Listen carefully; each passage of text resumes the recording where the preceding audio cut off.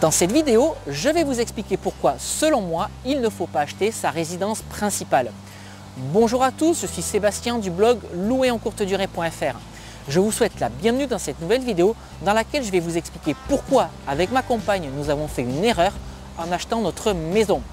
Mais avant que je vous explique pourquoi et avant que je vous donne mes arguments, je vous rappelle que vous avez la possibilité de vous abonner gratuitement à ma chaîne YouTube en cliquant sur le bouton juste ici. Ça me permettra de vous tenir informé en temps réel de la publication de toutes mes nouvelles vidéos.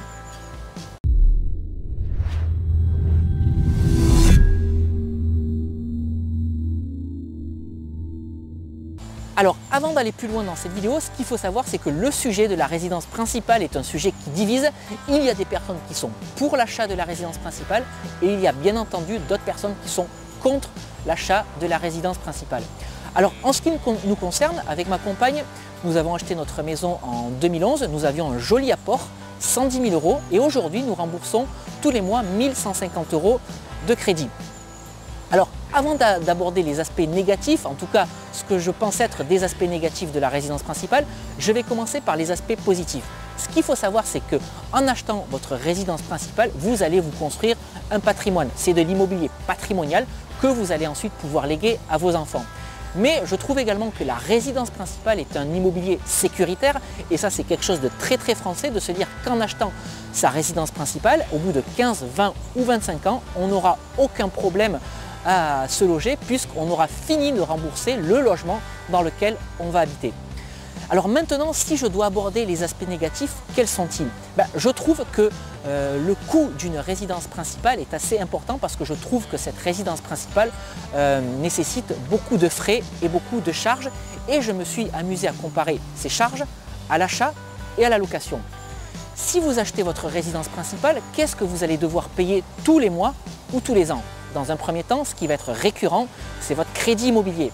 Mais vous allez devoir également payer la taxe foncière, la taxe d'habitation, les charges de copropriété si vous habitez dans une copropriété et bien entendu, vous allez devoir également effectuer des travaux dans votre maison ou dans votre appartement qui concernent des travaux sur une salle de bain, des travaux pour refaire une cuisine, des travaux pour aménager un jardin ou encore des travaux par exemple pour refaire une toiture.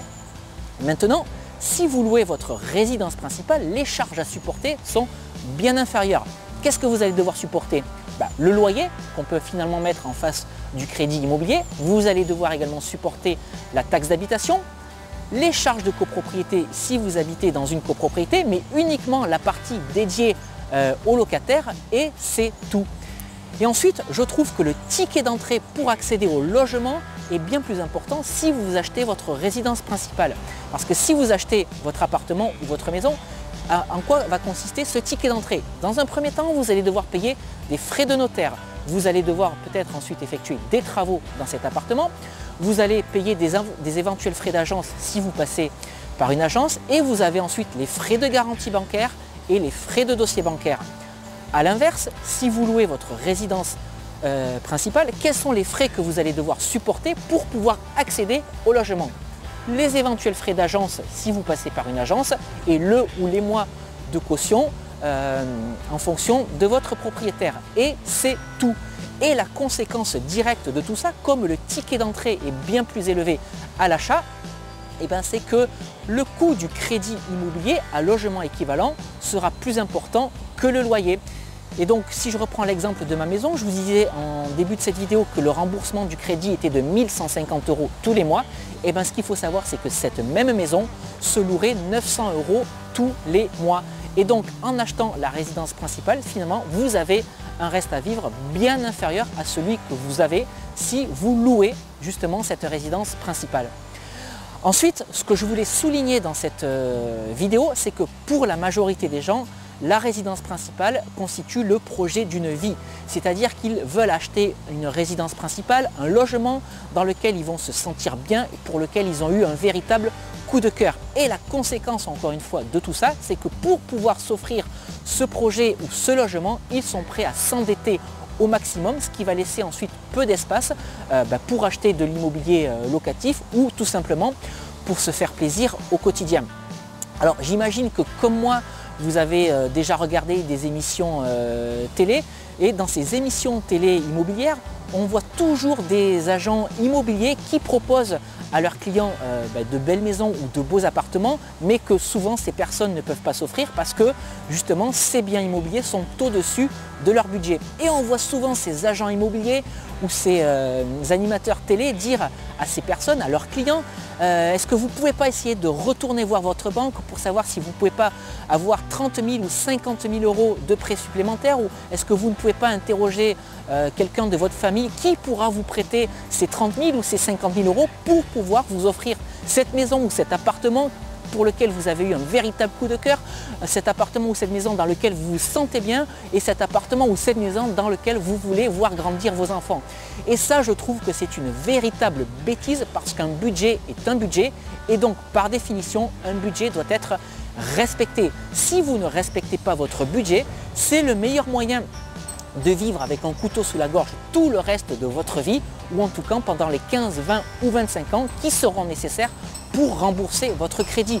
Et encore une fois, si vous vous mettez le couteau sous la gorge pour acheter votre résidence principale, vous n'aurez aucune latitude ensuite pour faire d'autres investissements locatifs ou tout simplement pour vivre au quotidien si vous n'avez pas envie de faire de l'immobilier locatif.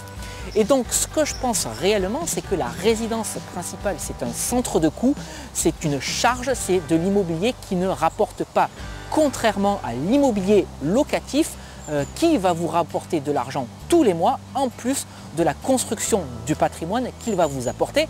Parce que je le répète, à partir du moment où vous souhaitez faire de l'immobilier locatif, il faut absolument que vous achetiez de l'immobilier intelligent qui va dégager des excédents de trésorerie tous les mois, c'est-à-dire de l'immobilier locatif qui va générer du cash flow tous les mois.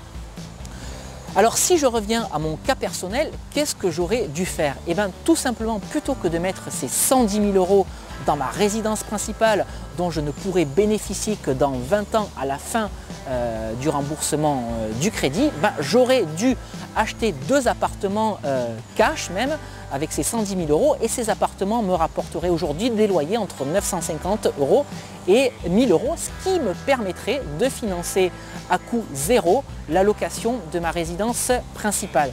Alors vous allez certainement me dire, oui mais tout le monde n'a pas 110 000 euros pour investir dans l'immobilier, et vous avez raison, mais si vous n'avez pas ces 110 000 euros, vous pouvez de toute façon acheter un ou plusieurs appartements avec ou sans apport, parce que je rappelle encore une fois qu'il est possible d'acheter de l'immobilier locatif sans apport, et donc vous pouvez donc acheter de l'immobilier locatif qui va vous rapporter de l'argent tous les mois, et en parallèle vous pouvez continuer à louer votre résidence principale, puisque je vous rappelle qu'à logement équivalent, le loyer d'une résidence principale est souvent inférieur au coût du crédit de la même résidence principale. Voilà donc tout ce que je voulais partager avec vous dans cette vidéo. Alors je sais que tout le monde ne sera pas d'accord avec moi, mais je sais également que certaines personnes seront d'accord avec moi. Mais tout ce qu'il faut se dire, c'est que en fait, l'achat ou non de la résidence principale va dépendre des projets personnels de chacun, mais surtout cet achat va dépendre des chemins de vie. En tout cas, je voulais partager aujourd'hui ceci avec vous dans cette vidéo.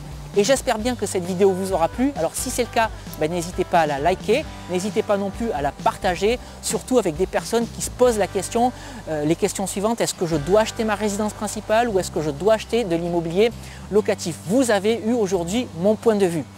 Si vous souhaitez me suivre et si vous souhaitez davantage de conseils, d'astuces et de retours d'expérience sur l'immobilier, je vous rappelle que vous avez 2 possibilités. Me suivre en vous abonnant à ma newsletter sur mon blog louerencourtedurée.fr, mais vous pouvez également, encore une fois, vous abonner gratuitement à ma chaîne YouTube en cliquant sur le bouton juste ici. Pour les personnes qui ne l'ont pas encore fait, je vous rappelle que j'ai rédigé 2 e-books: Convaincre la banque, mode d'emploi, dans lequel je vous explique quelle attitude adopter pour convaincre la banque de la viabilité de votre projet d'investissement locatif, et surtout pour la convaincre de vous financer. Et le second e-book que j'ai rédigé se nomme Doubler son salaire avec la location courte durée. Et dans cet e-book, je vous explique pourquoi la location courte durée dégage une rentabilité bien plus importante qu'une location traditionnelle. Et je vous explique alors comment vous pouvez utiliser cette rentabilité explosive pour vous créer une rente ou des revenus complémentaires. Alors vous pouvez télécharger ces 2 e-books en cliquant sur les 2 vignettes qui apparaissent dans cette vidéo si vous vous trouvez dans un navigateur internet, et si vous regardez cette vidéo à partir d'un appareil mobile, je vous mets les liens de téléchargement dans la description juste en dessous de cette vidéo ou sur le petit i qui va apparaître en haut à droite de cette vidéo. Voilà, écoutez, j'ai fini aujourd'hui de traiter le sujet de la résidence principale versus la location de la résidence principale, ou pardon, j'ai fini de traiter le sujet de la résidence principale à l'achat versus le sujet de la résidence principale à la location. Et je vous dis à très bientôt pour une nouvelle vidéo. Ciao!